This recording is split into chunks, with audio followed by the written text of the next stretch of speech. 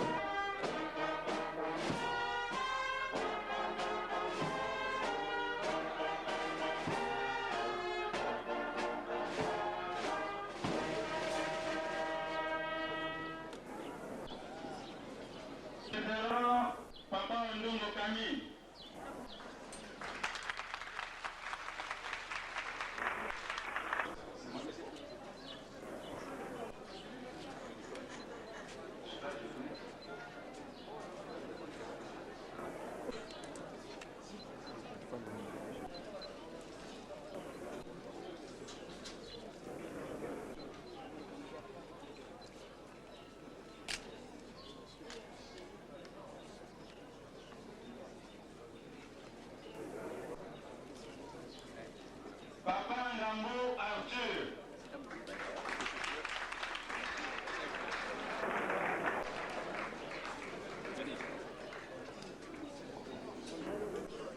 Papa Okana Mkouandé.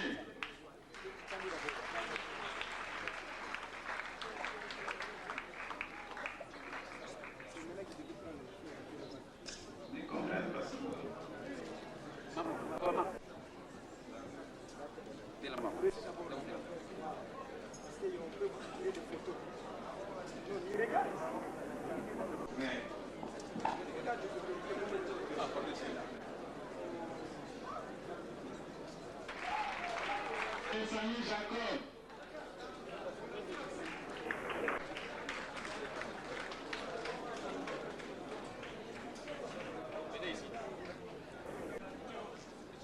Papa Agnew Patrick. Papa Mbon David.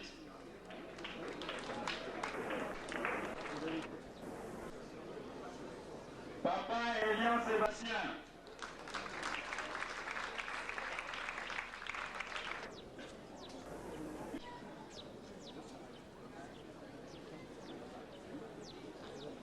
Olongo Octavie.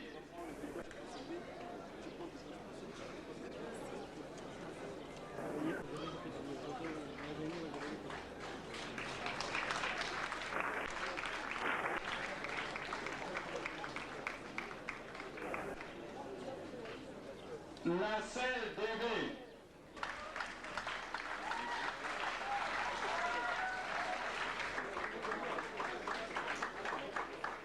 Dialogue Clotaire. Papa Ekema Achille.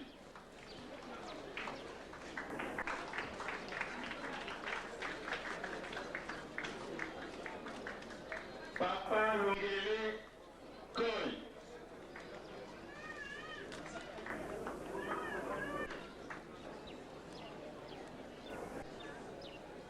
Mama Andomola Anne.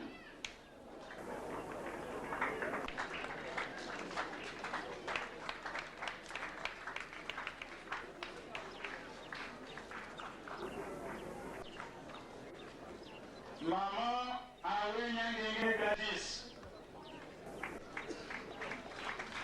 Papa Amion Gassi Emmanuel.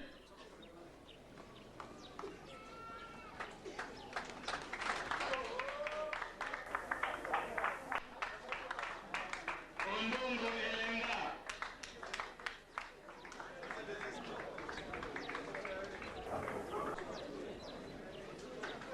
Ondongo Elenga.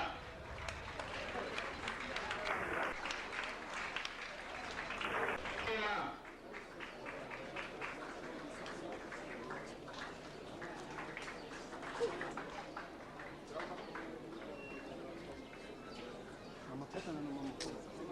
Kasajoko Togo.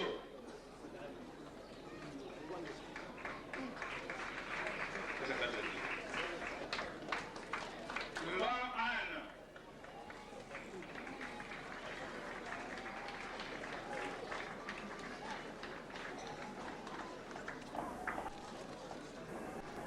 Maman.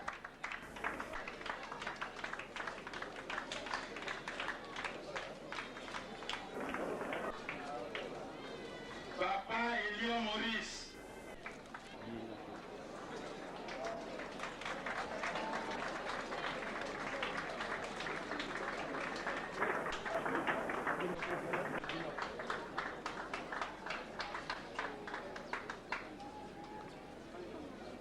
Maman Kebi Clarisse.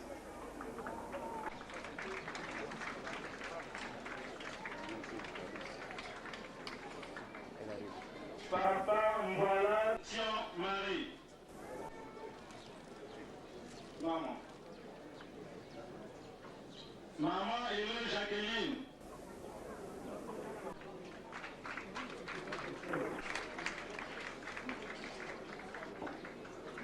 Maman Nyanga Pauline.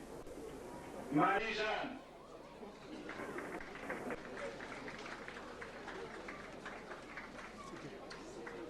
Papa Guy Gilbert.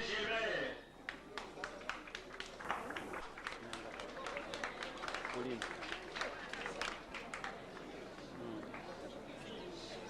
Un petit peu. Un petit peu.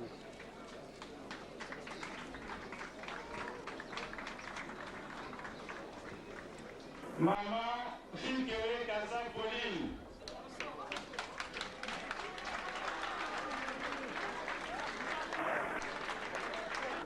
Révérend Itoile Félix.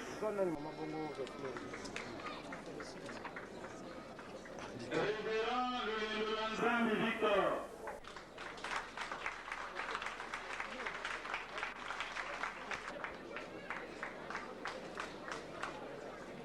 Révérend Épierre David.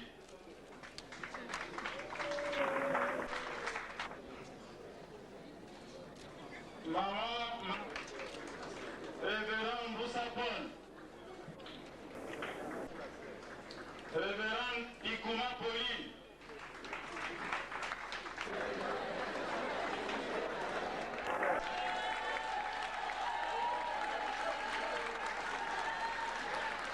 Papa, maman, Ngo Sylvain.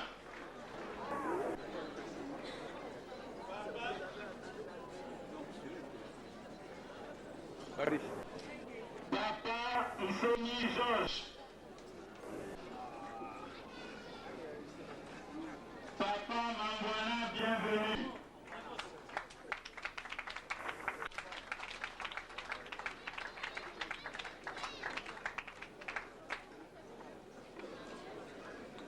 Pépin. Papa Mafuta Ngwiza Joseph.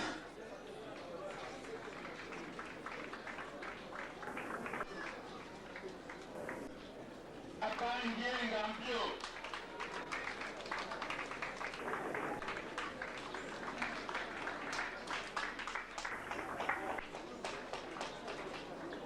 Papa Pinot Emmanuel.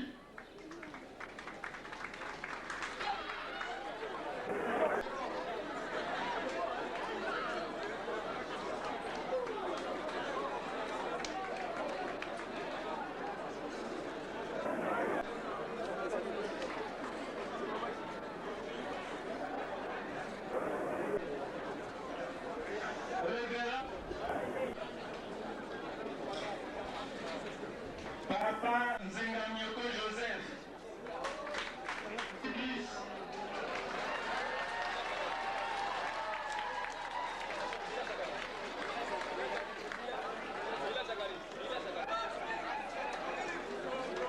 Papa Milandou Christophe. Papa Evena Victor.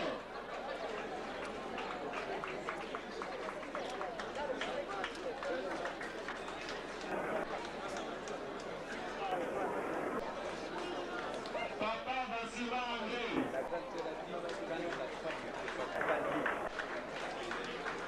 Maman Nyenga Victorine.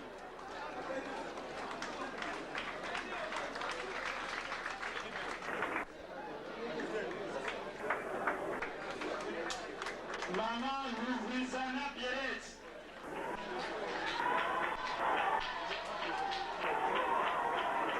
Mingedi Sangui. Mingedi Sangui. Papa Siangani Kevin.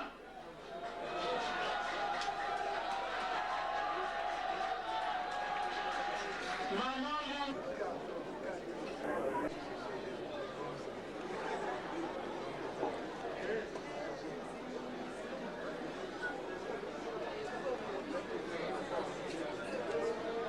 Maman Louveso Colette. Maman Loubagra.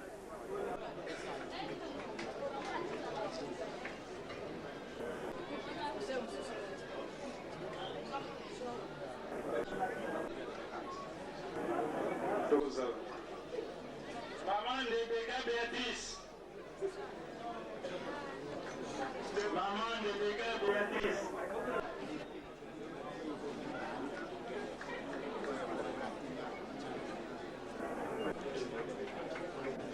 Maman Kinzengi Hélène.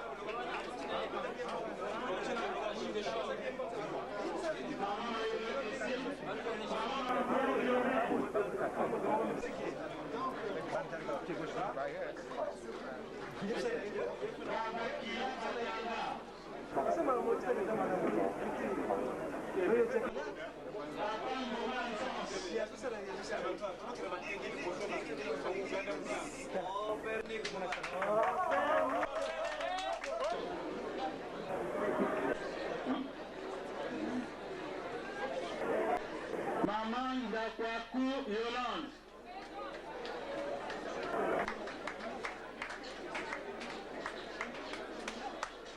Maman Ndongo Valérie.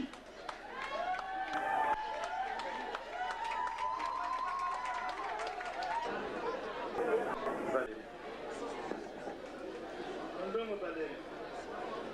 D'accord.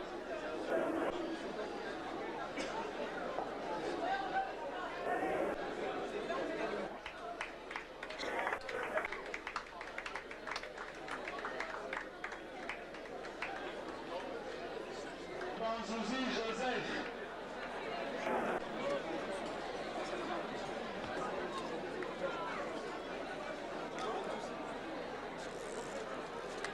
Papa Sangou André. Maman Bamokela Hélène.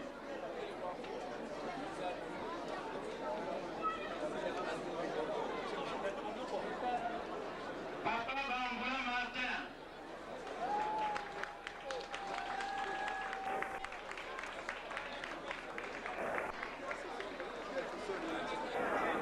Papa Bamboula bienvenue.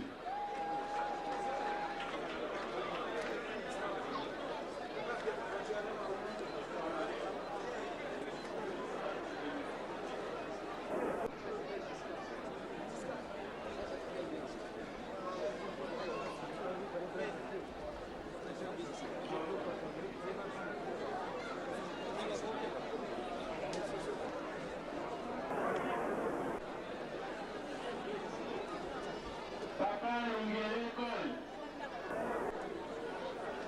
Papa Masungusha.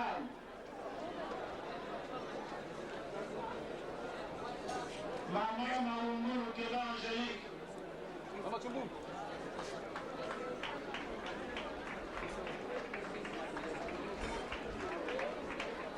Musungu Nyarungana. Kaka Umba Sylvie.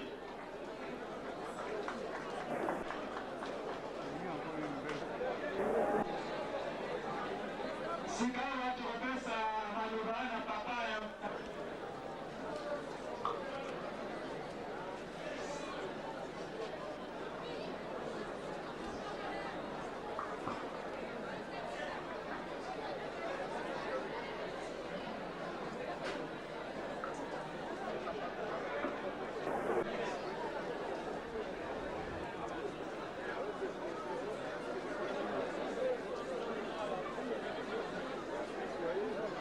Ça va les encadrer? Surtout la caméra.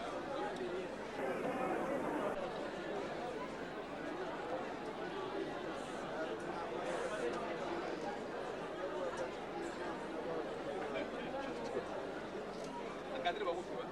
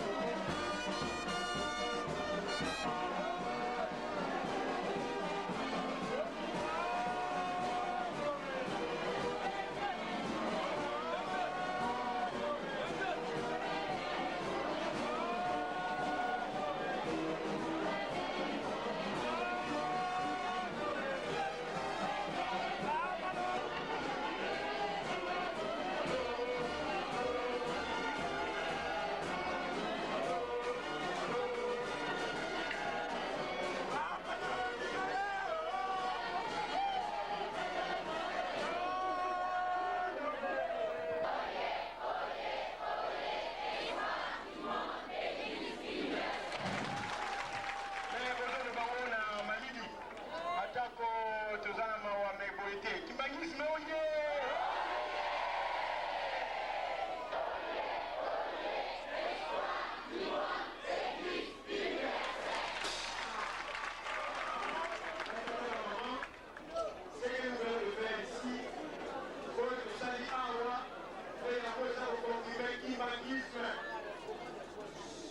Ce que nous venons de faire ici, c'est ce qui confirme le kimbangisme. Ça c'est la culture kimbangiste. Batata ba maman, balami na les sabino, il pas l'union sur la table la carte. Na yep c'est que sango ya catholique, un prêtre catholique, m'a dit des fois. Dans la conférence et culture africaine, nous avons un journaliste, un professeur d'université, nous avons un éloge pour la culture. Tant que nous avons lobby, nous avons détaillé sur la culture, nous avons papa Simon Kimban, abîmé la culture, sans voir le qui va encore douter de l'église kimbaniste? Lorsqu'une église capte déjà des révélations, et arrive à matérialiser ça, pour apprendre ça à son peuple, c'est la preuve que c'est la vraie église que Dieu a choisi pour conduire ses peuples. C'est un prêtre catholique qui m'a dit. Tout le monde qui m'a dit et la guise que les ngoma ya solo tatanzamba pona qui pona batu mwindu obalo mwana bo batata ba mama makambo ezali mingi mpona koyebisa bino ntango ekei pase tozali mpe na misala tokoki kobosana misala te. Monsieur le ministre, je voudrais tout simplement vous informer que l'écriture négro-africaine est une révélation divine dictée par Papa Simon Kimbangu à moi et à Beladio David. C'est au cours de l'année 1978 que j'avais entendu une voix au cours de mon sommeil. Monsieur Abeladio, allez en Kamba, allez prier, tu vas avoir une mission pour la race noire. J'en ai parlé à mes parents, mais mes parents avaient tergiversé à tel point qu'ils avaient refusé même que je puisse aller en Kamba. Et j'avais insisté, les jours suivants, on devait quitter Kinshasa pour Mbanzangungu, pour Kamba via Mbanzangungu. Arrivé au parking, j'étais accompagné de ma mère et la femme de mon oncle. Arrivé au parking là, nous avons pris place à bord d'une camionnette. Pendant qu'on attendait que les gens viennent remplir le véhicule, moi j'étais assis au troisième banc, ma mère et la femme de mon oncle étaient assises au quatrième banc. À notre grande surprise, Papa Simon Kimbangu est apparu dans le véhicule à ma gauche, assis à ma gauche. La femme de mon oncle sursauta et cria et nous tous nous avons abandonné le véhicule. Ainsi, nous n'avons plus voyagé ces jours-là parce que les chauffeurs ne voulaient plus nous reprendre dans son véhicule. Nous étions obligés de rentrer à la maison. En arrivant à la maison, j'ai insisté qu'on voyage le jour suivant par train. Ce qui fut fait, les jours suivants, nous avons pris le train pour Mbanzangungu. Arrivant à Mbanzangungu, nous avions un oncle qui était aussi là, qui s'est opposé, qui a dit, vous ne passez pas en Kamba, nous devons d'abord te faire examiner. On va voir les voyants, quel poumon t'appelle et qui t'appelle au fils. La nuit, quand on a dormi, moi j'ai dit, comme je suis arrivé à Mbanzangungu c'est à 70 km d'un Kamba. Je préfère aller à pied. J'ai fait signe à mes deux cousins, les enfants de mon oncle. Je leur ai dit, vous m'accompagnez en Kamba. Nous allons clandestinement parce que nous ne pouvons pas leur dire que nous partons en Kamba, sinon ils vont nous refuser le voyage. C'est ainsi que nous avons fui à 4 h du matin. Nous avons pris la route qu'empruntait Papa Simon Kimbangu lorsqu'il venait à Mbanzangungu à pied. Tout au long de notre voyage, j'ai commencé à entendre les chansons qui m'animent dans le ciel. Mais ce qui m'avait surpris, Le cousin qui était avec moi, Alléluia, et Alléluia, Walongo, et nous qui la donc il ne faut jamais regretter les sacrés. La deuxième chanson, Alléluia, qui Wanzambi, sous Sema. Donc les bonheurs de Dieu vont bientôt apparaître. Après, on a marché, on arrive quelque part, la chanson s'est arrêtée, la deuxième chanson, et puis il faisait nuit, et le temps après, j'ai vu, mon cousin Paro a remarqué une grande constellation d'étoiles dans le ciel. C'est-à-dire que toutes les étoiles se sont regroupées en un seul endroit, et c'était juste à l'endroit où nous étions. Nous avons regardé au ciel, nous avons trouvé ça drôle. Comme c'était au-dessus de nos têtes, nous avons compris que Dieu avait exaucé notre prière, il fallait continuer la route. Nous avions continué la route, arrivé dans un autre village. J'étais resté collé au sol. J'ai senti d'abord un fort tremblement de terre, et après, je ne savais plus quitter, soulever mes pieds du sol. J'étais collé comme un arbre. Les gens me tiraient, c'était en vain. J'avais fait à cet endroit plus de 5 heures du temps. En manquant de surprise, après 5 heures du temps, sans que je sois tiré par quelqu'un, je soulève les pieds comme ça, le pied ça s'enlève sans aucun effort. Alors j'étais découragé, j'ai dit à mes cousins, nous rentrons, on arrive plus en Kamba. C'est trop comme miracle parce que je trouve que ce miracle dépasse notre entendement. On voulait rentrer parce qu'on avait amené une lampe tempête, puisqu'on savait qu'on devait arriver la nuit. On a voulu prendre la lampe tempête qu'on avait déposée au sol. La lampe tempête était aussi collée. Nous tous, nous avons tenté de tirer cette lampe, on n'a pas pu. Le fil de la lampe tempête devait même se détacher. Le réservoir de pétrole est resté soumis au sol. Moi j'ai dit, comme moi j'ai quitté avant nous la lampe, nous rentrons quand même.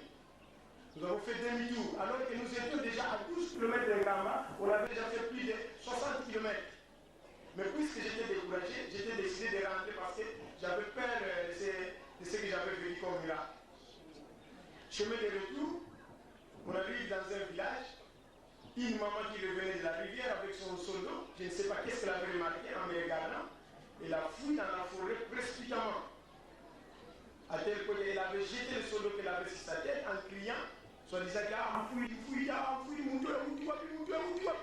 les gens sont venus me menacer parce qu'ils croyaient que j'étais un extraterrestre. Comment la journée comme ça vous allez faire fuir des gens? Il y a des ceux qui croyaient que j'étais magicien. Moi j'ai dit non, moi je ne suis pas magicien, je suis appelé en karma, mais je suis en train de vivre des miracles au long de notre voyage. Alors, les gens m'ont conseillé d'arriver quand même en karma. Cette maman, nous l'avons laissée dans la forêt. Elle ne voulait pas sortir de la forêt. Nous avons fait repousser le chemin jusqu'à un Kama. Quand nous sommes arrivés en Kama, à l'entrée d'un Kama, j'ai vu un homme qui était habillé en bleu blanc. C'est comme ça que vous voyez les tricots de Mandongwe sont toujours en bleu blanc. Il était à 10 mètres de moi. Soudain, il va mettre ses bras comme ça, paf, il est parti dans l'espace. Il commençait à voler comme un oiseau. Moi, j'ai crié, ah, tout le monde était avec moi, personne n'a vu, sauf moi qui voyais. L'homme partait calmement comme un oiseau. Il est allé tomber devant le mausolée de Papa Simon Bima. De là, il est parti encore dans l'espace. Il est allé tomber devant l'école scolaire d'Nkamba. Et devant le bâtiment scolaire d'Nkamba, il faisait des sons en longueur d'un bout à bout du bâtiment. Il a fait ça plusieurs fois. Il va de l'autre bout du bâtiment, il va sauter de l'autre bout du bâtiment, il va de l'autre bout, devant le bâtiment scolaire. Et puis de là, il est parti tout droit. Il est entré dans le firmament. C'était le 18 mars 1978. J'avais 21 ans. Je n'avais pas encore découvert l'écriture. Nous sommes arrivés en Kamba, j'ai expliqué aux autorités de l'église Kimaliste en Kamba, parce qu'à ce moment-là, moi je n'étais pas Kimaliste, j'étais catholique. De là, ils nous ont dépêchés, ils nous ont adjoint des surveillants pour nous accompagner à la source sacrée de Kamba. Nous sommes allés là-bas, nous sommes venus, j'ai dit, puisque dans l'appel vous m'avez dit de venir en Kamba et me baigner, prier me baigner, je vais avoir une mission pour la race noire, j'ai rempli votre mission, que votre volonté soit faite. Je suis rentré, quelques jours après, j'étais descendu à Kinshasa pour rencontrer Papa Dengue Namutima, notre premier chef spirituel de l'église Kimbaliste. Je lui ai raconté tous ces miracles qu'il avait vécu sur la route d'Nkamba. Papa Dengue me dira, moi Dengue, j'étais dans les 5 continents du monde, mais je n'ai jamais vu quelqu'un qui est resté collé au sol. C'est là qu'il est arrivé. On ne raconte pas de ça dans la Bible, parce que la femme de Lot était restée collée au sol et s'est transformée en colonne de sel. Si cela est arrivé chez toi, c'est la preuve que vous avez une grande mission, parce que ça sont des grands signes. Quant au cantique Malice que vous entendez sur la route, il a appelé un pasteur, il a demandé à ses pasteurs comment nous appelons ce cantique-là qu'il entendait en route. On appelle ça Nkunga Mensi Lulu. Ce sont des chansons de promesses de notre église. Donc c'est que vous avez une mission pour notre église. Parce que nous attendons beaucoup de choses que Papa Simon Kimbangu nous avait prédit. Et de là, il m'a conseillé, il m'a béni, il m'a dit de le voir à tout moment. Il m'a demandé si j'étais Kimbaliste. Moi j'ai dit non, je ne suis pas Kimbaliste, je suis catholique. Il m'a dit, je ne te demande pas de te faire Kimbaliste, mais toi-même tu vas découvrir pourquoi on t'a appelé en Kamba. Dans quelle voie on t'appelle. Après, j'étais rentré chez moi, chez nous parlons. J'ai dit, il faut que je suive, parce qu'il m'avait dit après tout, personne ne te dira la mission que tu vas avoir. Mais il faut plutôt beaucoup prier. C'est par la prière que tu vas découvrir ta mission. Personne ne te dira que tu vas découvrir ça, que tu vas faire ça. Il faut prier. C'est par la prière que tu vas avoir la réponse.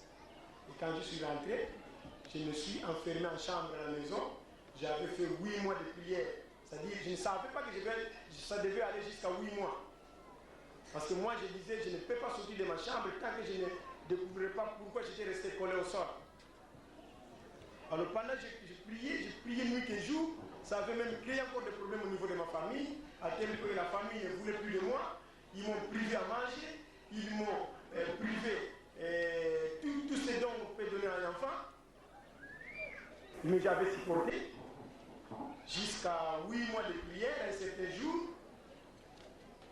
Vers 9h, quand j'observais le mur de ma chambre, qui n'était pas une brique à la partie supérieure, je découvre que le mur de briques est composé de 2 éléments qui ont la forme du chiffre 5 et 2. Le chiffre que vous voyez sur les marinières. Donc lorsque les maçons construisent les briques, ils entrecroisent des éléments qui ont la forme du chiffre 5 et 2. Mais j'ai découvert que ces 2 chiffres sont symétriques par rapport au principe du miroir après. C'est-à-dire lorsque vous regardez dans le miroir le chiffre 5, vous voyez le verso, au verso le chiffre 2 et vice-versa. Et de là, quand j'ai dormi la nuit, à ma grande surprise, je rêve un insecte qui est venu se poser sur moi. L'insecte s'est déplacé en sécrétant en liquide.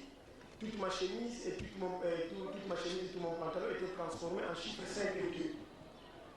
Dans le rêve, je me disais que comme chiffre, quand je me suis réveillé au lit, j'ai prié, puis j'ai encore dormi. J'ai fait un autre rêve, je vois Papa Simon Kimbangu devant moi. Il me présenta un brevet comme ça, mais le brevet était intitulé en grand caractère brevet d'activité matérielle. Il me dira que les 2 chiffres-là que tu as vu, c'est avec ça que vous allez faire tout ce dont vous aurez besoin dans l'activité matérielle. Il faut bien étudier ça. À partir de ces jours, le matin, quand je me suis réveillé, je me suis dit, il faut que j'étudie systématiquement ces chiffres. J'ai commencé à étudier ça minutieusement. Ça a encore créé des problèmes au niveau de ma famille. À tel point que la famille m'a fait flageller, donc j'étais frappé par la famille, menacée. Mais j'avais dit, je ne peux pas laisser ça. Ils m'ont mis des notes partout là, aux jambes, pour que je puisse abandonner tout ça. Mais j'avais dit, je ne laisse pas. C'est ainsi qu'on m'a amené après au CNPP, au centre de neuropiscopathologie, pour voir si je n'étais pas une fou. On m'a amené là-bas, on n'avait rien trouvé.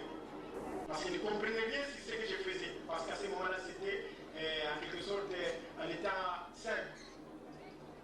Et maintenant, quand j'ai commencé à découvrir beaucoup de choses, c'est-à-dire j'ai découvert à partir de ces 2 chiffres la mathématique, la géométrie à la manière africaine,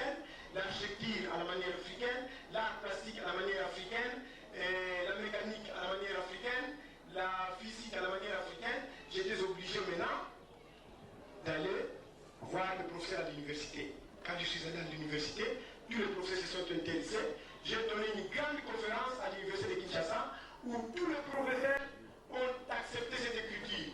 Ils m'ont dit, c'est une écriture qui flottait dans la nature, que Dieu avait déjà créée depuis la création du monde, mais il n'avait pas pu, et pardon, il n'avait pas, peut-être ce n'était pas encore le moment, il n'avait pas encore livré ça aux gens. Maintenant que toi tu as capté ça, c'est vraiment génial, nous sommes d'accord avec ça. Il faut que nous enseignons cette écriture au monde.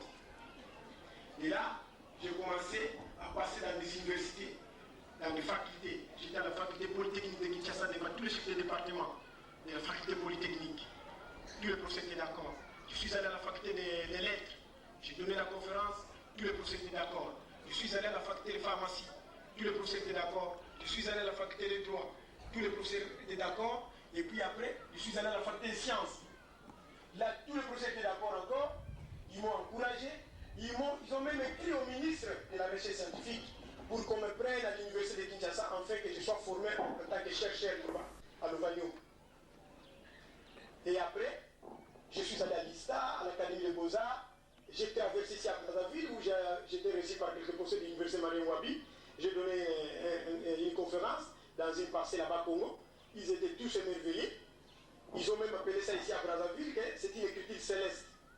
C'est à Brazzaville qu'on m'avait dit que ça c'est une écriture céleste par un professeur mathématicien à l'université Marien Wabi. Monsieur le ministre, dans ce monde du XXe siècle, où vous assistez jour après jour à de multiples scènes, carnage de toutes les couleurs, meurtre, fabrication des armes sophistiquées, bien, les terriens semblent oublier la notion de l'invention noble, c'est-à-dire celle qui a pour souci majeur de sauvegarder la vie humaine, d'assurer le progrès et le développement des conditions humaines. En d'autres termes, je voulais dire que le monde actuel se voit dominé par des désordres de toutes sortes, des guerres de tout genre qui incitent sans tergiversation aucune les chercheurs à se pencher plus sur la technique négative que sur la technique positive. En présentant aujourd'hui cette écriture, mon ambition, personnellement, est de montrer à la génération actuelle qu'en dépit de ce qu'elle vit, il existe quand même une certaine catégorie de jeunes qui luttent pour le bien-être de l'humanité entière. C'est un double travail de longue haleine qui a conduit à la découverte de ce deuxième acquis que vous voyez sur le mur de briques, qui nous a donné de nouveaux types d'angles que nous utilisons dans notre culture. Mais j'ai surtout dit à mes amis du savoir, partout où je passe, que l'écriture négro-africaine, parce que vous verrez peut-être, ils se verront peut-être indisposés par l'invention de cette nouvelle écriture, parce que les autres trouvent ça que c'est un pléthore. Mais j'estime quant à moi que la finalité de ce travail ici, cette écriture, ne manquera pas à coup sûr de marquer en lettres d'or le nom de la race noire dans les concerts des races techniquement et culturellement développées. L'écriture négro-africaine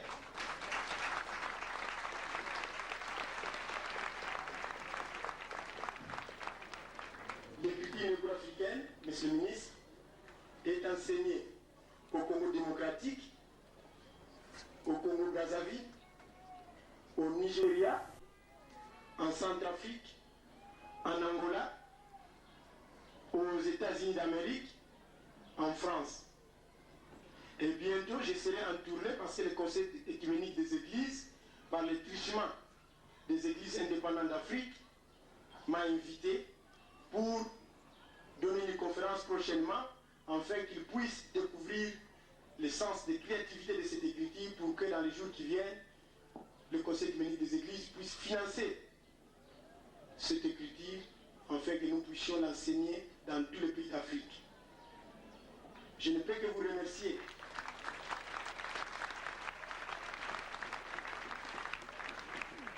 Je ne peux que vous remercier, Monsieur le ministre, pour votre dévouement, malgré vos occupations, Monsieur le ministre. Et vous avez pu quand même répondre à notre invitation. Nous ne manquerons pas de vous mettre dans nos prières. En ce qui concerne les apprenants, on a pu sur l'humaniste. Maloba ezali mingi ya kopesa bino parce que tunapesa tana misala. Nakanisi et vous allez voir passer le Bouya, on a y aller sous fouille. Ngai, na le bagana bino les news. Bino le kola bosani boye bokomi ambassadeur, ma disciple, pour panza écriture oyo. Ngai, na kotambola, bazo kozela na États-Unis d'Amérique, bazo kozela na Brésil, bazo kozela na Canada. Il faut nous tendre dans tous les pays d'Afrique. La semaine passée, j'étais appelé en France. Ceux qui n'ont pas la volonté d'habiter au Mokili, semaine où ils me font dans la France, tout cela qui n'a un téléphone. Mais la Boyaki, je reste ici, nous avons un programme, je dois continuer ce programme jusqu'au mois d'avril, je vais voyager pour la France et puis après je pars aux États-Unis. Mais, moi je suis déjà sacrifié pour les Noirs. Parce que la monde que l'homme noir, nous les Noirs, nous sommes parfois négligents. Et parfois, nous ne comprenons pas la valeur d'un savant. Mais retenez ce que je vais vous dire aujourd'hui.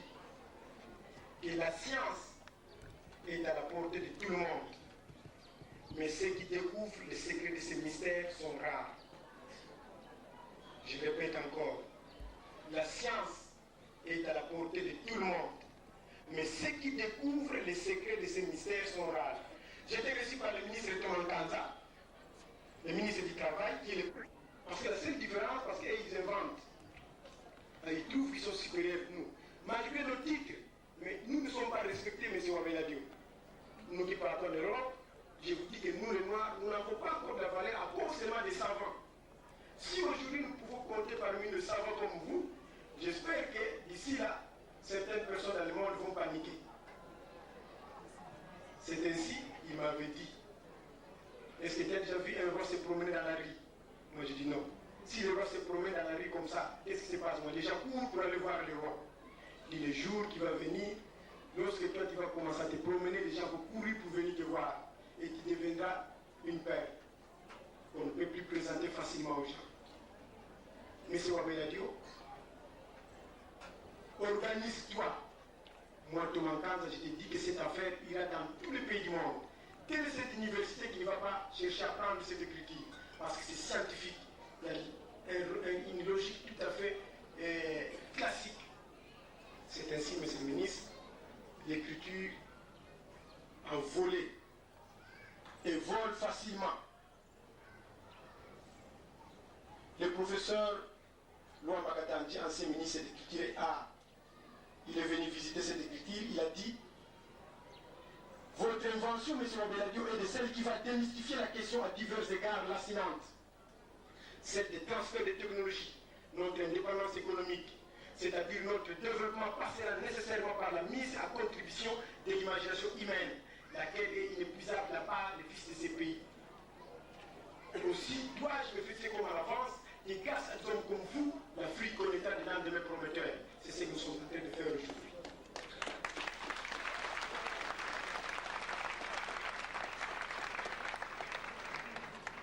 Pour ne pas vous retenir, mes chers frères, amis du savoir, nous avons déjà sacrifié.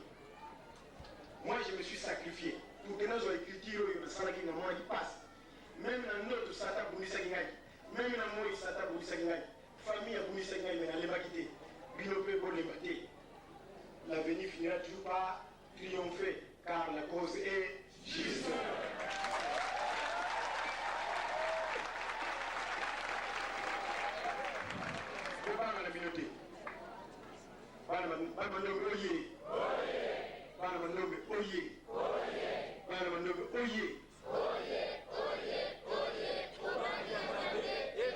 M'interdisait de parler parce que j'ai entendu de très bonnes choses et d'excellentes choses.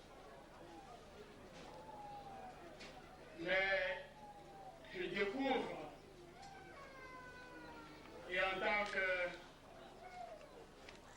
noir, comme nous avons entendu ici, en tant que chargé de la recherche scientifique, en tant que croyant, je crois que je marque mon adhésion à cette de découverte. J'ai dit tout à l'heure à l'un de ceux qui ont reçu le prix, au moment où je l'ai félicité, quand on a commencé à donner les diplômes des enseignants, j'ai demandé que l'un d'entre eux vienne m'enseigner.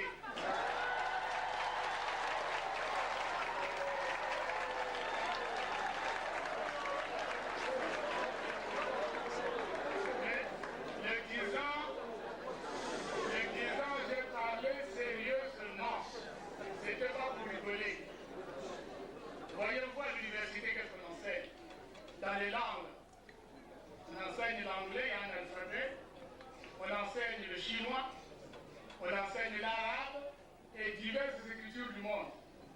Nos étudiants font parfois des examens dans ces langues. On leur demande une épreuve de langue vivante. Nous avons une écriture locale.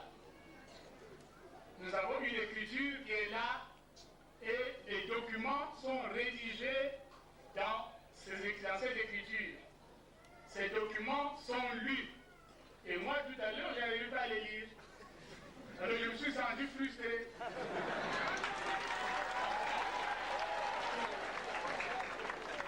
J'avais déjà dit à notre ami inventeur, quand j'étais assis là-bas, qu'il faut m'envoyer le document et il faut venir m'enseigner. Comme ça, je vais continuer après moi-même à découvrir, pour lire ces documents, pour découvrir cette écriture. Et vous savez que l'écriture, c'est vraiment le secret de la découverte et du développement.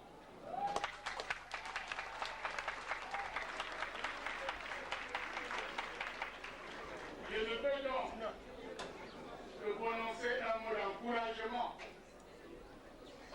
pour que cette initiative prenne corps réellement. Non pas seulement qu'il y ait beaucoup de gens qui apprennent cette écriture, mais il faut aussi qu'il y ait beaucoup de gens qui l'enseignent et beaucoup de gens qui écrivent dans cette écriture. Parce que vous savez que depuis au moins 5 siècles, nous avons acquis l'écriture latine. On a écrit beaucoup de livres religieux dans ces écritures. Mais combien de gens aujourd'hui savent écrire même le Kikongo? Pas beaucoup de gens. Parce que l'écriture n'est pas répandue.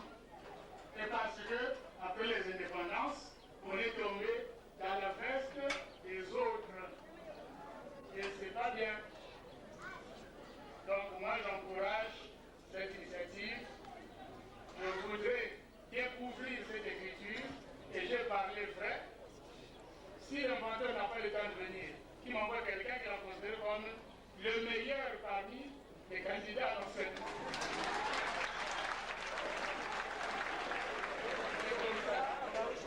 Comme ça, je découvrirai. Mais c'est une richesse à nous. C'est une richesse à nous. Ce n'est donc pas une richesse à négliger. C'est une richesse à nous. C'est une richesse qui n'est pas à négliger. Les dangers, c'est que beaucoup de gens vont commencer à vous soupçonner en vous disant qu'est-ce que vous voulez faire. Il y a tellement de choses qui sont faites dans le monde. Il y a plein de gens sur la lune. Et vous, pendant ça, vous voulez apprendre à écrire, vous faites quoi? C'est ce qu'on vous dira. Mais il n'est pas question de se décourager. Il n'est pas question de se décourager.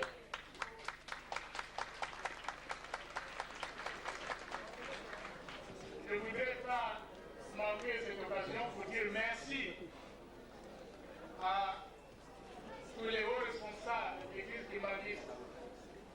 Dès que j'ai reçu l'invitation, je n'ai pas hésité.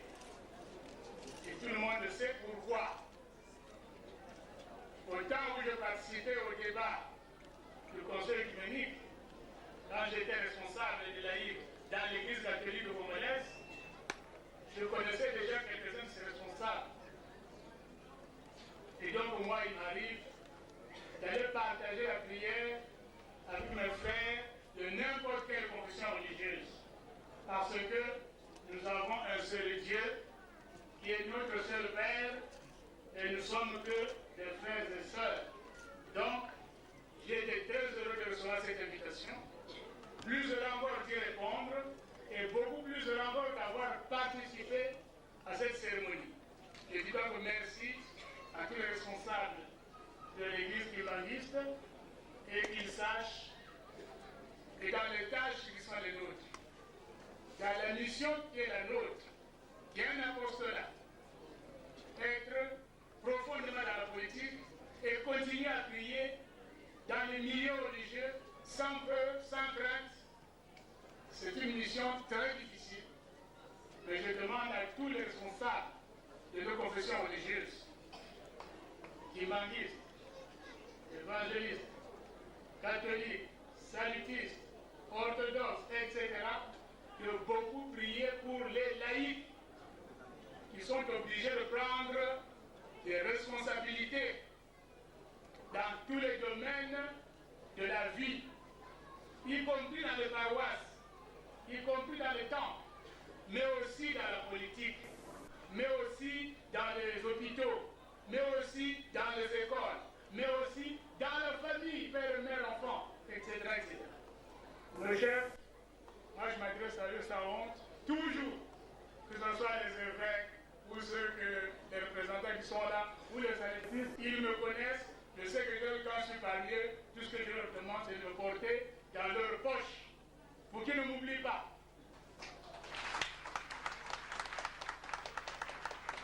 Voilà donc la joie que j'éprouve d'être venu ici. Elle est grande, comme vous le voyez, et je pense que Dieu a fait descendre aussi parmi nous beaucoup de grâce pour avoir toujours en présence cet engagement que nous avons de travailler à la promotion de ce que nous sommes, vous et nous tous, et aussi pour témoigner que nous croyons en quelque chose, en Dieu, et à la fois que nous croyons pour nous mettre au service de tous nos frères qui vivent au Congo et dans le monde. Je demande à l'inventeur qui parcourt le monde beaucoup de courage, beaucoup de force, beaucoup d'audace. Je vous dis, c'est pas facile, parce que partout il dira, on dira, mais qu'est-ce qu'il a inventé? Qu'est-ce qu'il va faire avec? Ça, c'est la question qui peut frustrer. Pendant longtemps, on se dit, on a l'impression que c'est inutile. Ce n'est pas inutile. Je lui demande vraiment beaucoup de courage et que surtout Dieu et nos ancêtres lui fassent beaucoup, le favorisent beaucoup dans cette mission et lui donne beaucoup d'intelligence, beaucoup de sagesse et beaucoup de lumière pour briller encore davantage au profit de nous tous.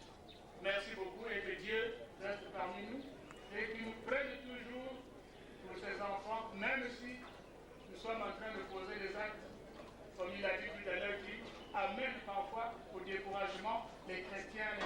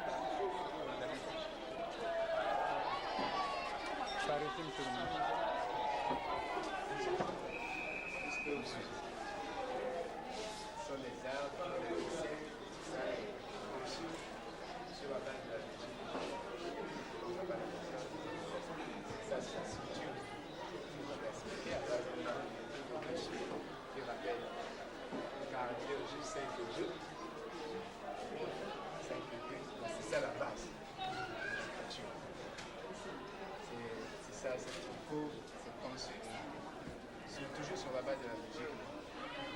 Et un peu plus bas ici, on voit les théorèmes de Pythagore.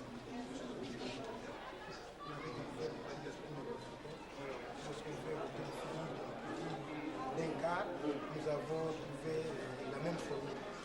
Les Chinois ont découvert ça, les Américains également. Nous aussi, nous avons découvert ça. Notre propre manière de ce mouvement ici. Mais les détails, nous seront donnés prochainement.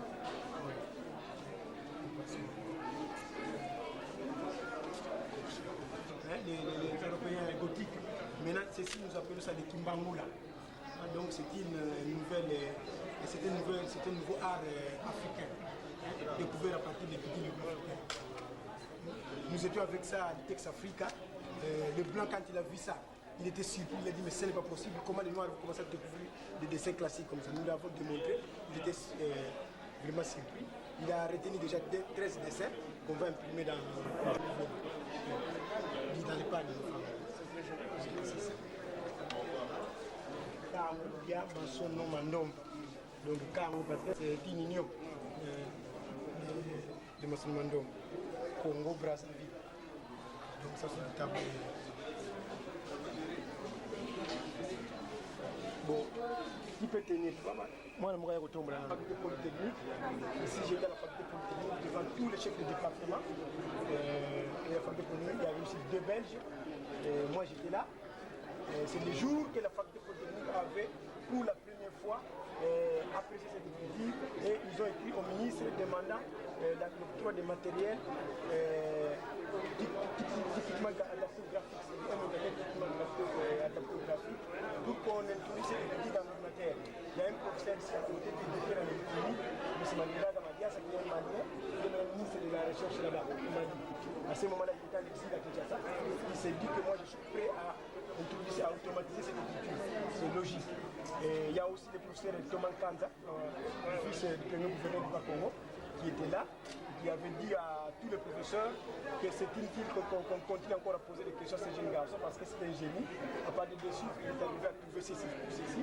Donc vraiment, nous devons l'encourager. C'est ça. Alors ici, ce sont les quelques apprenants à Kinshasa qui défilent devant le président Kabila. Et ici, c'est avant le débat. Là, ici, c'est un point noir. Ce sont les élèves du point noir. Ici, devant les autorités, ça c'est ici vous avez l'autorité du cabinet du ministre de l'information et de la et ici c'est M. Kabassele Mouamba, l'inventeur de tout ça. Ici c'est moi, et là c'est le secrétaire général de l'Église qui m'enlise.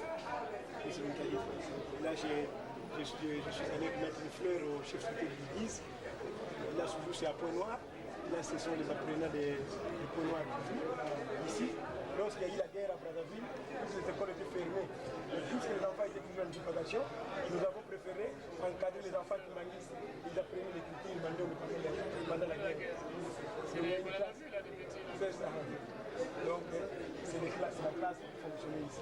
Donc voilà, ici ce sont les défilés de la fête de l'écriture négro-africaine à Kinshasa. Chaque mois, chaque année, nous fêtons l'anniversaire de cette écriture le 13 mars. Date du mandat de la Kama, dans le pays de la mission nationale. Mais cette fois ici, je dis, comme nous étions tous un seul pays, le Congo Angola et le Congo Braza, Congo Kinshasa, cette fois ici, nous viendrons tous fêter ça ici à Brazzaville. Nous serons au mois de mars. Toute la délégation de Kinshasa, de l'Angola, de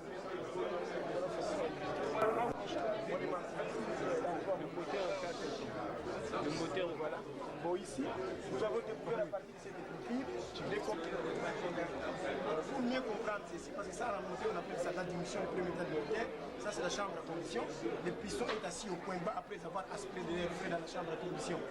Alors ici, le piston, vous avez le chiffre 2 dans l'angle de 45 degrés. Voilà. Là, c'est le chiffre 2, dans l'angle de 45 degrés toujours. L'ensemble nous donne maintenant le deuxième temps qui est la compression. Le piston monte en comprimant l'air qu'il avait aspiré au premier temps. Voilà le Philippe Brequin qui était assis ici. Commence à se déplacer. Donc ici, vous avez le troisième temps du moteur. Le piston est chassé vers le haut. Là, il y a le soupape, il y a la pénétration du mélange gazé, il y a la bougie qui injecte les étincelles, il y a bouillie du mélange gazé. Puisqu'il y a bouillie, il y a augmentation de volume d'air, le piston est chassé parce qu'il ne sait plus si c'est numéro. Donc on appelle ça l'explosion du troisième temps computer. Ici vous avez, avec les clés du quatrième temps, dans 135 degrés, ça nous donne maintenant l'échappement, qui chasse le troisième temps vers l'extérieur. Mais nous avons découvert ça grâce à notre culture. C'est-à-dire si les moteurs n'existaient pas encore, à partir de notre culture, nous pouvons maintenant inventer les moteurs. Mais comme ça existe déjà, mais ça ne nous dérange pas parce que nous l'avons découvert même d'une façon originale. Donc prochainement nous allons nous mettre à travailler. Parce que j'étais venu dans le cadre de l'apprentissage, on a donné le cours du dessin. On doit faire le cours du dessin dans le travail. Donc aussi, c'est un cours de 24 séances aussi. Et d'après cette formation, ils ont commencé à faire tous ces dessins. Non, ça, c'est pour ces là. Il y a des livres aussi, les là-bas. Ça, ce sont des brochures de lecture. On met sur le téléphone.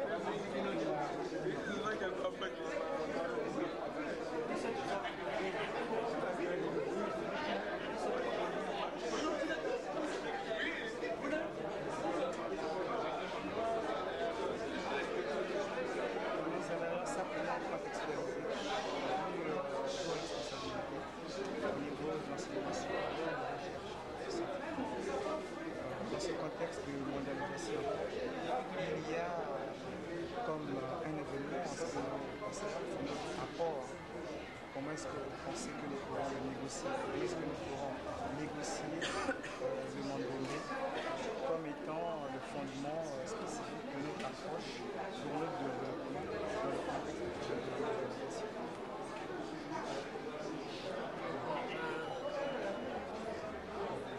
Je pense d'abord qu'il faut que l'inventeur poursuive la tâche qu'il a commencée, celle de faire connaître cette écriture dans le monde entier.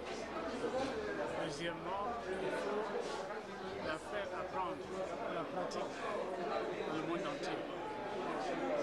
Troisièmement, il faut beaucoup de publications, même de niveau moyen, mais il faut beaucoup de publications pour prouver le sérieux et la fiabilité de cette écriture. C'est-à-dire qu'on peut faire confiance à cette écriture, il faut qu'il y ait beaucoup de gens qui l'apprennent, qui la pratiquent. Et ensuite, il faut orienter cette écriture vers deux domaines principaux. Il y a le domaine de ce qu'on appelle en français le domaine de la littérature, c'est-à-dire écrire des livres qui peuvent être lus par beaucoup de gens, y compris par des enfants. C'est ça qui répand une écriture. Deuxièmement, il faut orienter cette écriture vers l'invention scientifique. Parce que si aujourd'hui vous la mettez à l'école, vous créez des écoles, il faut que ces écoles puissent enseigner aux enfants des choses de leur niveau, dans divers domaines, des matières qu'on apprend à l'école. Il faut déjà faire ça. Dans des domaines qu'on apprend à l'école, comme les sciences de l'observation, comme les sciences de la nature, les mathématiques. Il faut déjà faire des petits ouvrages. Si ces petits ouvrages sont là, si les écoles sont là, il y a un motif d'encouragement très important. Maintenant, par rapport à la mondialisation, il faut dire que la mondialisation transforme, met le monde en deux plans. Il y a le monde des producteurs qui ont les capitaux, qui ont les machines, qui ont la science. Il y a le monde des consommateurs, nous, qui n'inventons pas, qui consommons ce qui est fait ailleurs. Et donc, nous qui nous appauvrissons toujours plus, alors que ceux là-bas s'enrichissent toujours plus et augmentent leur pouvoir. Il faut donc que cette écriture soit liée également au phénomène de l'invention. Il faut inventer. On ne peut pas avoir peur d'inventer. Dans la mesure où cette écriture a une base scientifique, c'est que la science ne s'arrête pas. Il faut inventer dans cette écriture. Moi, je vous assure, et je l'ai déjà dit à notre ami, quand je l'aurai apprise, moi j'écrirai dans cette écriture. Et si un jour il reçoit une lettre de ma part écrite dans cette écriture, il ne va pas s'étonner, parce qu'il faut le faire. Ce qui tue les langues africaines d'aujourd'hui, c'est le fait qu'on ne les écrit pas. On les écrit pas. Nous les parlons, mais on ne les écrit pas. Ceux qui les enseignent sont ridiculisés. Qu'est-ce qu'il faut attendre au gouvernement africain? Un peu comme il a évoqué le problème du Conseil économique, comme pour soutenir les processus d'écriture. Bon, quoi attendre des gouvernements africains? D'abord, il faut... On a déjà, vous avez donné une caution, c'est Oui. fait par individuel. Oui. Mais en tant qu'acteur politique, parce que l'Église auxiliaire du pouvoir public, l'écriture a son foyer dans l'Église, mais ne peut être mieux propulsée qu'avec le concours des décideurs, c'est-à-dire des hommes politiques, comment est-ce que vous pensez qu'on peut négocier ça? Non, mais nos églises sont au service de l'homme. Nos églises sont au service de l'homme, et non pas par rapport à l'appartenance religieuse, mais par rapport au bien-être de l'homme. Il l'a dit tout à l'heure. Ce n'est pas une écriture pour les guimaristes, ce n'est pas une écriture pour les chrétiens seulement. C'est une écriture pour tous ceux qui veulent l'apprendre. Le premier devoir, c'est de la répandre. Il faut répandre cette écriture, qu'on sente qu'elle est fonctionnelle, qu'elle est utile, qu'elle peut rendre des services. Comment est-ce que vous ferez pour votre contribution personnelle pour la faire décoller, pour être un peu plus précis? Parce qu'on est là sur de bonnes intentions, c'est-à-dire l'excellence, à défaut d'apprendre l'écriture. S'il vous faudrait donner un crédit quelconque, une assistance quelconque, comment est-ce que vous négociez cela? Parce que l'invention suppose, vous êtes dans la recherche scientifique, l'invention suppose donc des moyens pour... Donc il faut chercher, il faut discuter, il faut intervenir. Ça c'est l'une des choses. La deuxième chose, c'est la valorisation des résultats. Et donc on peut insérer ceci dans les structures même de la recherche scientifique. Il y a une direction qui s'occupe maintenant de la valorisation du résultat de la recherche au ministère. Il y a une direction comme ça. On peut s'insérer dans un tel circuit. Donc, c'est déjà ça les moyens. Mais deuxièmement, comme il a déjà dit, c'est aussi de favoriser et de vulgariser les instruments qui nous permettent de rendre cette écriture maniable. Par exemple, l'informatisation dont il parle. Mais si c'est achevé, il faut acquérir ces logiciels pour commencer à travailler. Et comme je dis, l'action qui suivrait, c'est de répandre ça. Parce que si on écrit des choses qui restent cachées dans des tiroirs, ça fait. C'est parmi les choses, mais enfin il y a beaucoup d'autres choses. Maintenant il faut voir, concrètement ce qui peut arriver pour qu'on valorise cela. Le mot de la fin, moi j'ai déjà encouragé notre ami inventeur, mais aussi tous ceux qui ont fait l'effort d'apprendre cette écriture, qui sont arrivés jusqu'au niveau d'avoir un diplôme, et même qui ont acquis un niveau susceptible de les aider à l'enseigner. Donc moi j'encourage cela, très sincèrement, et je pense que c'est une voie difficile, mais c'est une voie utile. Il ne faut pas l'abandonner.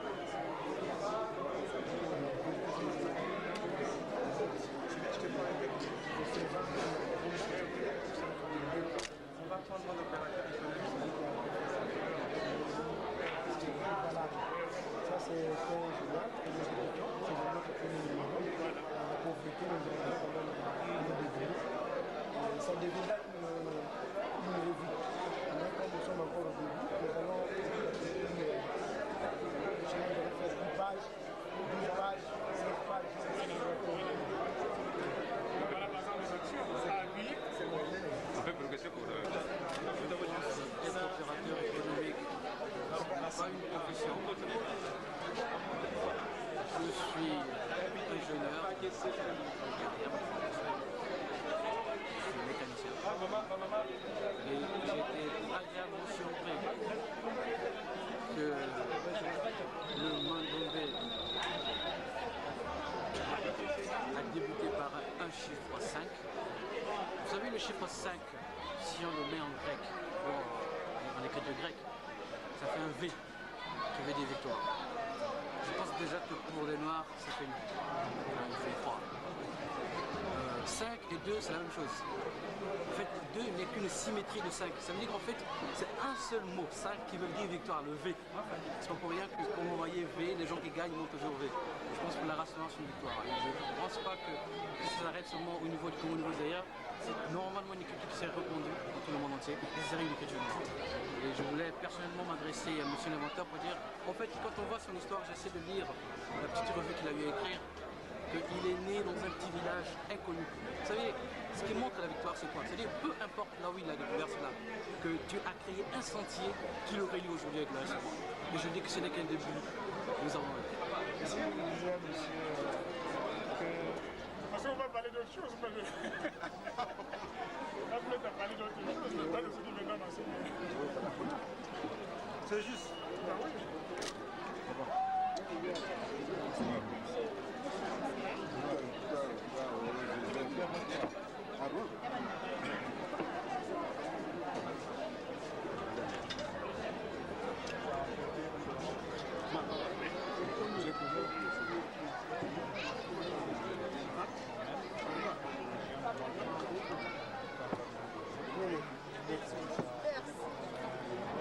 L'équité négro-africaine d'abord, comme nous l'avons toujours dit, c'est un nouveau schéma de développement de la civilisation négro-africaine. Et c'est par la volonté divine que nous avons cette écriture. Donc nous ne pouvons qu'accepter ça, parce que c'est une écriture qu'on nous a révélée par Dieu. Et Dieu, en nous révélant ça, il a peut-être d'autres objectifs. Nous qui avons reçu cette écriture, nous devons nous mettre à apprendre ça et à maîtriser ça, à étudier ça en profondeur pour que nous puissions trouver ce qui est dans cette écriture, comme nous sommes en train de le faire. C'est une écriture multiforme qui a plusieurs titres. Je l'ai toujours dit qu'elle préconise l'évolution multiforme des sciences, partant de la mécanique, de l'architecture, de l'art plastique, de l'électronique, des lettres, etc. Donc c'est une écriture qui va développer l'homme noir. Et cela signifie que cette écriture, les autres formes d'écriture existantes seraient insuffisantes pour le développement de l'humanité? Bon, je ne sais pas. Parce que nous, les Noirs, dans l'histoire du monde, nous n'avons jamais une écriture qui est en train de se répandre. C'est la première écriture d'ailleurs qui est en train de traverser des frontières. Donc nous ne pouvons que d'abord, dans un premier temps, confirmer la première écriture que nous avons. Et cette écriture nous donne un peu de l'espoir en ce qui concerne le développement de l'homme noir. Donc, en ce qui concerne les autres écritures, moi je ne vois pas encore une écriture valable pour l'homme noir à part l'écriture Mandongo. Donc c'est tout ce que je peux dire. Mais qu'est-ce qu'elle peut apporter à l'homme noir concrètement, sur le plan matériel, en dehors de son aspect spirituel? Bon, elle est en train de corriger la graphie des phénomènes africains, hein, des langues africaines, qui est improprement transmise. Donc c'est une écriture qui va essayer de mieux écrire les langues africaines, parce que beaucoup de langues sont transformées, parce que ces écritures n'ont pas été inventées sur base des langues africaines. Maintenant que nous avons notre propre écriture, nous allons bien développer, écrire nos propres langues. Mais ça fait quand même des années que cette écriture existe. Est-ce que les autres nations, notamment les nations africaines, pourront bénéficier de cette révélation divine? Mais nous l'avons toujours dit que l'écriture est en train d'évoluer. Nous avons déjà traversé des frontières. L'écriture a commencé au Congo démocratique, elle est enseignée à Brazzaville, ici au Congo-Brazzaville, elle est enseignée au Nigeria, en Angola, en Centrafrique et aux États-Unis déjà, et en France aussi. Donc cela prouve que les nations africaines sont contentes de cette connaissance. Donc nous ne pouvons que nous réjouir de ça. Mais apparemment, il n'a pas une incidence internationale. C'est pas vraiment... Enfin, apparemment, ce n'est pas vraiment accueilli par les autres nations de l'humanité. Bon, tant pis pour eux, parce que nous, notre problème, c'est de ne pas peut-être casser les autres écritures. Le Mandom n'est pas venu pour, disons, dominer les autres écritures. Le Mandom, c'est une écriture qu'on nous a révélée par Dieu. C'est le Dieu qui connaît l'avenir des Mandom. Quant à nous n'allons que nous enrichir en apprenant les Mandom. C'est une nouvelle connaissance pour nous. C'est comme ceux qui savent parler plusieurs langues. Ils sont contents de parler la langue française, la langue portugaise. Nous aussi, nous sommes contents maintenant d'avoir deux écritures. C'est-à-dire nous pouvons écrire en écriture européenne comme nous pouvons écrire en notre propre écriture. C'est un problème qui nous concerne. Est-ce que vous avez, excusez-moi, vous avez eu l'appui des gouvernements africains, du moins pour ceux qui sont déjà informés de l'existence des écritures africaines? Les gouvernements sont bien informés, mais vis-à-vis de ce qui se passe en Afrique, nos gouvernements sont bloqués. Parce qu'il y a toujours partout des guerres maintenant. Nous sommes en train de vivre une période un peu tout à fait turbulente. Mais n'empêche cependant que dans les jours à venir, que nos gouvernements puissent nous venir en aide. Moi, je suis parfaitement convaincu que dans les jours à venir, nos gouvernements seront obligés de nous soutenir parce que la cause est juste. Est-ce que vous avez des promesses dans ce sens-là? Si, il y a quand même des promesses. Il y a quand même des promesses, même au niveau du Congo démocratique, il y a des promesses. Parce que l'écriture déjà est reconnue par l'UNESCO. Et nous étions avec les autorités du gouvernement qui se sont beaucoup intéressés. Il y a des promesses. Je ne vais pas faire de commentaires sur ça, mais l'avenir me le dit. Ah oui, j'espère que l'avenir nous le dira, mais est-ce que vous avez un dernier mot à l'endroit de ceux qui sont amoureux du savoir et ceux qui seraient intéressés le dernier mot que je peux avoir, je voudrais surtout beaucoup plus collaborer avec la presse. Parce que la presse, c'est un moyen nécessaire pour atteindre beaucoup de gens. Parce que vous pouvez bien vulgariser cette affaire en un rien de temps. Parce qu'ici, nous pouvons parler au Kimbangis ici. Mais la presse peut parler à plusieurs personnes en un moment, en une minute. Donc, raison pour laquelle je tiens vraiment à collaborer avec vous pour la grande expansion de cette écriture. Parce que nous voulons bien diffuser, informer les gens que l'écriture négro-africaine est là et que l'écriture négro-africaine existe maintenant. Que tous les Noirs au monde doivent se réjouir qu'ils ont maintenant leur écriture. Chers téléspectateurs, dans l'esprit de nos questions, à domicile ou dans la rue, aujourd'hui nous avons le plaisir de recevoir cette charmante dame ou charmante demoiselle. Je crois qu'elle se fera le plaisir de se présenter à vous, téléspectateurs. C'est quoi votre nom, madame ou mademoiselle? Je m'appelle Pulchérie Bougambourou, j'évolue à Radio Liberté en tant qu'animatrice. Ça veut dire que vous êtes journaliste? Oui, je suis journaliste à Radio Liberté depuis bientôt un an. Qu'est-ce que vous faites concrètement dans Radio Liberté? Bon, je me suis spécialisée dans l'animation qui est centrée plus précisément sur les faits sociaux. Je prodigue aussi des conseils à l'endroit de nos auditeurs, une façon, voyez-vous, de simplifier la vie de ceux-ci. Tout ça c'est gentil et c'est beau, mais mademoiselle, madame je suis encore mademoiselle. Ok, c'est beau. Bougambourou, madame Bougambourou, mademoiselle Bougambourou, mes excuses. La Radio Liberté, quand est votre liberté, pardon, votre radio de naissance?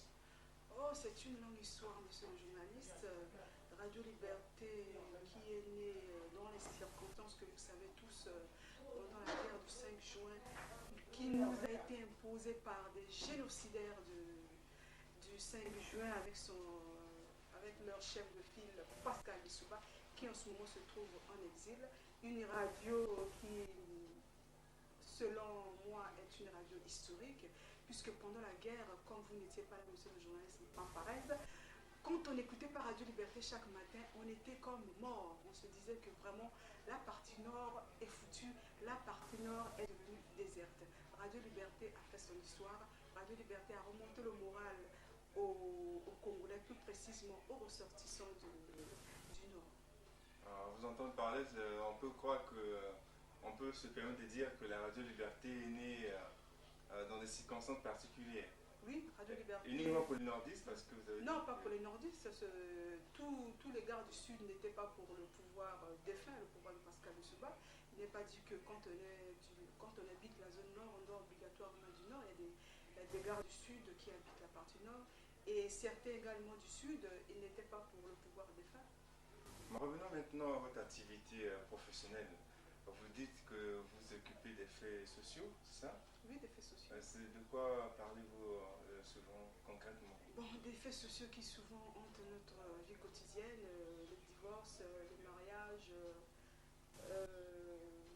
la jeunesse actuellement qui est en branle, la dépravation des mœurs, puisque notre civilisation africaine, plus précisément congolaise, est en proie à plusieurs maux, reléguée au second plan par le modernisme qui est en prend de plus en plus d'ampleur.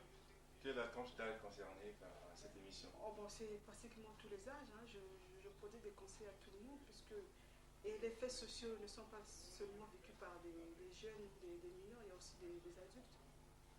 Oui, c'est beau. Mais est-ce que vous pensez que votre émission est suivie par les jeunes auxquels vous faites allusion? Oui, précisément, puisque je reçois certaines lettres dès que j'arrive à mon poste de travail. Des lettres qui parfois me font certaines suggestions, des critiques. La critique peut être négative comme positive. Est-ce que vous en tenez compte? Oui, bien sûr, puisque sans critique négative, on ne peut pas évoluer. Et l'alternance de lettres, c'est régulier ou bien c'est accidentel? Pas accidentel quand même, c'est une radio qui est beaucoup écoutée. En ce moment, si vous faites un peu de sondage entre Radio Liberté et Radio Congo, mais c'est Radio Liberté qui est beaucoup plus écoutée, surtout avec sa musique bien sélectionnée, une musique qui concerne tous les âges. Vous pensez que votre radio est vraiment suivie? J'ai l'impression que... Je suis sûre et certaine, monsieur le journaliste, que notre Radio Liberté est beaucoup plus suivie. Et je vous apprends qu'il y a des bonnes nouvelles qui s'annoncent. Bientôt, c'est une radio qui sera écoutée même au Canada, même en France. Pour quelle raison? Oh, mais ça doit être une radio privée. Vous voyez, en face de chez nous, au Congo démocratique, et les chaînes privées naissent comme des champignons. Pourquoi ça ne serait pas le cas à Brazzaville? On ne doit pas seulement s'en tenir à une radio d'État, il faut qu'il y ait des radios privées afin que le chômage soit amoindri. Selon certaines langues, certains esprits, il semblerait que la radio Liberté, c'est la radio du président, c'est-à-dire qui ferait les éloges du président de la République. C'est une radio privée, certes, qui dit Radio Liberté, dit radio de Sassou, mais Sassou, en la créant pendant la guerre, c'était pas seulement pour son propre sort, c'était pour le sort de tous les Congolais, y compris du Sud, puisqu'on dit en ce moment, non, qui dit Radio Liberté dit les gardes du Nord, non. Sassou en ce moment gouverne pour tous les Brazzavillois, sans exception. Est-ce que vous êtes libre à Radio Liberté? Nous sommes libres, mais voyez-vous, dans toute chose, l'excès nuit, il y a toujours la censure. On ne peut pas venir dire des âneries sur les antennes de Radio Liberté parce que ça appartient à Radio de notre excellence Denis Sassou Nguesso. Il y a des choses qu'il faut dire et celles qu'il ne faut pas dire. Ouais, nous sommes presque à la fin de notre entretien de 2 à 3 minutes. C'est l'arrêt du jeu. Est-ce que, il y a une question traditionnelle que je vais vous poser. Est-ce que vous avez un message particulier à l'endroit de ceux qui nous suivent maintenant, concernant la Radio Liberté précisément? Oui, je voudrais attirer l'attention plus particulièrement à nos autorités qui en ce moment ont tendance à oublier le passé. Et sans cette radio aujourd'hui, peut-être que nous ne serions pas en vie, nous serions similaires aux Rwandais. Il faut qu'ils prennent conscience de la naissance de cette radio qui a joué son rôle énormément pendant la guerre et que les tenants de cette radio, les agents de cette radio trouvent un jour leur part de bonheur. C'est tout ce que nous attendons. Et pour l'émission, pour l'émission, j'invite ceux qui ne me connaissent pas encore de me suivre chaque lundi de 18h à 22h, les mercredis 14h, 18h et les vendredis 9h, 10h à 14h. Je répète pour une meilleure compréhension. Lundi 18h à 22h, mercredi 14h à 18h et les vendredis 10h à 14h. C'est gentil, merci beaucoup. Merci à vous téléspectateurs qui êtes restés branchés devant votre écran pour suivre cette charmante demoiselle Pichéré Bungamburu. Vous aurez le plaisir de la revoir une autre fois, mais maintenant c'est la fin de notre tranche d'animation ou d'entretien. J'espère vous retrouver également très prochainement. Je crois que ce sera lundi prochain à la même heure. Mais entre-temps, je vous laisse entre les bonnes mains de M. Okana de Gandounou, qui lui aussi aura quelque chose à vous dire. Merci une fois de plus. Au revoir.